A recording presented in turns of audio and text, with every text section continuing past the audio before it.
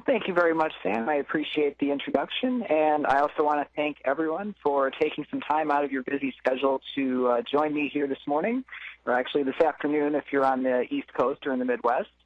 So as we jump right into today's presentation, to look at our agenda, one of the biggest questions that I often get with respect to debit card disputes is we've got MasterCard rules that set one standard for what we have to do as far as our chargebacks, as far as our investigations, as far as the types of transactions that are covered.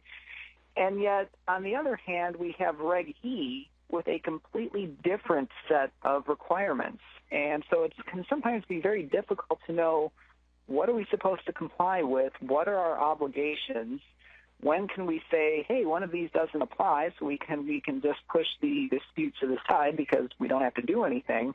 And so we're going to be touching base on a lot of various scenarios here today.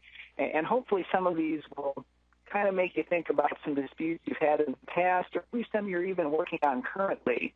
And so that way we can try to get to the bottom of what are the bank's obligations. We also want to look at business debit cards because there again, from a Reg E standpoint, businesses don't apply.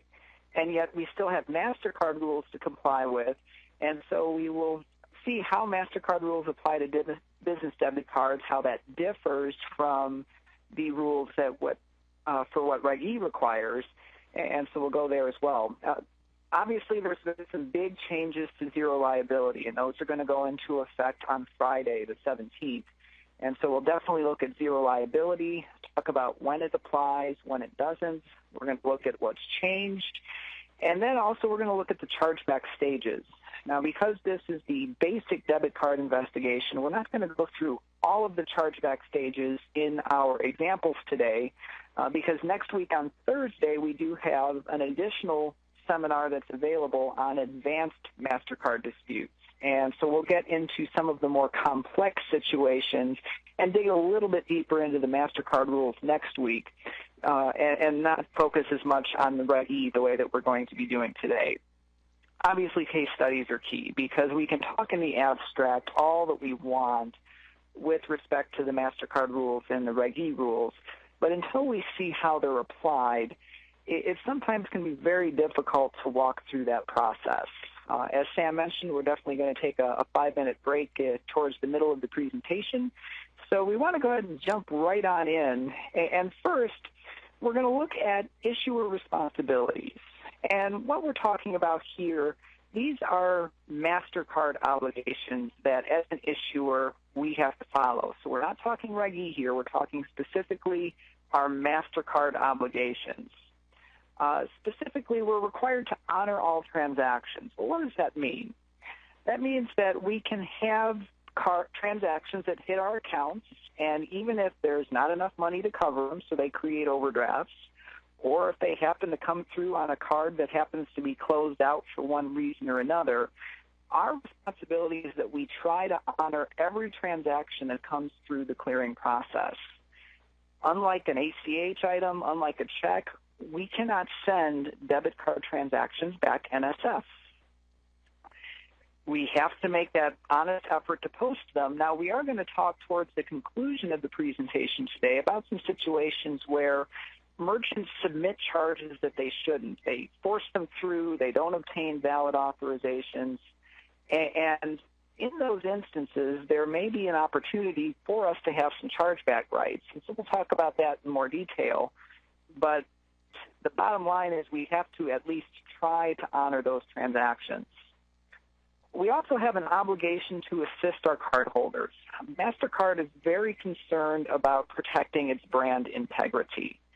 And one of the ways that it can protect its brand integrity is by its issuers providing a good faith effort to help cardholders out. So we're going to be talking later on about some situations where Reg E does apply, but we're also going to be talking about some situations where Reg E does not apply.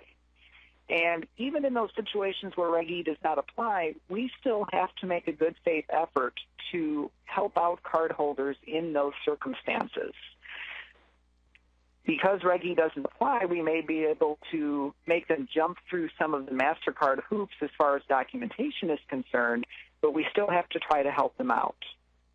And lastly, we have to prevent what's known as unjust enrichment. And what we're talking about here is, suppose that we file a claim against a merchant and we recover the money for a cardholder, but we also discover that the cardholder received a credit from the merchant. So the merchant reversed the transaction for the cardholder. As a bank, we're going to say, hey, we don't want the cardholder to get credited twice, so we'll just debit their account. But we're not allowed to keep that extra money ourselves. So the cardholder doesn't get to profit. The bank doesn't get to profit. In that instance, we would have to have the funds returned to the merchant for the duplicate credit. So that's really sets the baseline for the minimum that we have to do under Mastercard rules. And we want to jump right away into looking at the differences as well as the similarities between what Mastercard covers and what Reg E covers. And so in your materials, I've listed a section that's quoted from Section 1005.11a from Regulation E, in which it identifies the 7 types of transactions that Reg E is going to consider to be an electronic funds transfer error that we are responsible for investigating. So the first one is simply an unauthorized electronic funds transfer. Any transaction that your customer comes to you and says, hey, I didn't do this, that's going to be considered fraud, it's unauthorized, and it's going to be covered by Reg E. But note it also includes an incorrect electronic funds transfer. So this is the situation where I go and make a purchase, say at a restaurant as a prime example, and because I was such a jerk to the server, she decided to add an extra 1 to the front of my $50 bill and give herself a $100 tip. And consequently, when I get my statement, I say, hey, I only authorized $50. This says $150. Even though I authorized the initial purchase, I had contact with the merchant. This transaction is still going to be considered covered by Reg E because it was incorrect. It was different than what I authorized. You'll also note that Reg E includes the omission of an electronic funds transfer transaction. So this is a missing credit.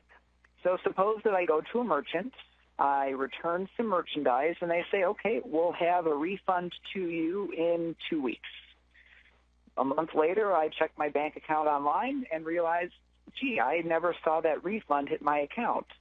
That is a missing or an omission of a credit. That is a Reg E error that I can then come back to the bank and file a claim, and there again, you are going to be obligated to investigate that for me. What does Mastercard have to say about investigating claims? So all of what we just covered under Reg E, Mastercard has chargeback situations that apply, and so Mastercard will cover those situations as well. However, we've got some situations where Reg E may not apply, but Mastercard is still going to cover. Specifically, missing merchandise. So I place an order online but never get what I actually ordered. Incorrect merchandise. One of the increasing situations I've heard some of my clients complaining about is when they order something, say, from eBay. So I order a designer purse from eBay, or maybe I order an iPad from eBay, and what do I receive in the mail? Well, I receive a box shipped to me from the seller that has nothing but a brick in it, or broken radio parts, or whatever they sent me that wasn't what I ordered. Again, Reg E may not cover that, but Mastercard will. Poor or incomplete services. So maybe if you're utilizing a contractor, having some work done on your house, that could be a situation where, again, Reg E is not going to apply because you authorized the transaction, but Mastercard will.